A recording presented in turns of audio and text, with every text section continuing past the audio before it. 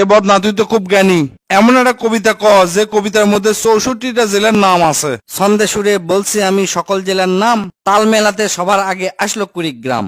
প্রধান জেলা ঢাকা থেকে একটুখানি দূর, এক জেলার নাম নরসিংদী, আরেকটা গাজীপুর।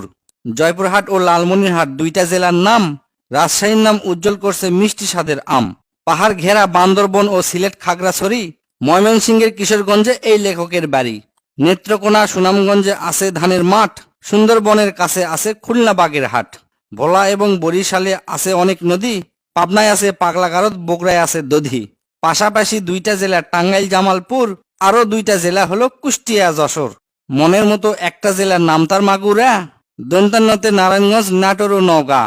দন্তান্নতে আরো 4টি জেলা বলতে আমি পারি, নবাবগঞ্জ ও নোয়াখালী, নড়াইল, নীলফামারী। গঞ্জদিয়া মানিকগঞ্জ হয় আরো মুন্সীগঞ্জ, গোপালগঞ্জ হয়, হবিগঞ্জ হয় আরো সিরাজগঞ্জ। চাপাই নবাবগঞ্জ কিন্তু গঞ্জ দিয়া ভাই, এদের ছাড়া বাংলাদেশে আর কোনো গঞ্জ নাই। রংপুর আর রাঙ্গামাটির নামটা রঙে রাঙা, নামের জন্য আরো সুন্দর চাঁদপুর চুয়াডাঙ্গা। কক্সবাজার নামের জেলা আছে সাগরও পারে, পঞ্চগড়টা পড়ছে বন্ধু দেশের এক কিনারে।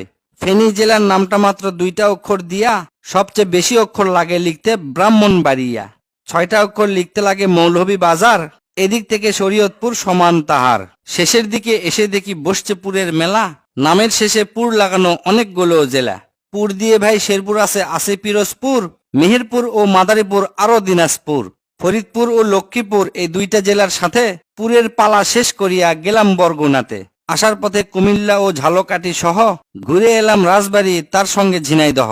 গাইবান্ধার নাম বাদে থাকে আর মাত্র এক হালি, তাদের মধ্যে একটা জেলার নাম পটুয়াখালী। এখন শুধু বাকি আছে 3টা জেলার নাম, এদের মধ্যে একটা জায়গা হইল চট্টগ্রাম। সাতক্ষীরায় আর ঠাকুরগাঁয়ে হইল এই কবিতার শেষ। এদের নিয়েই গড়া আমার সোনার বাংলাদেশ।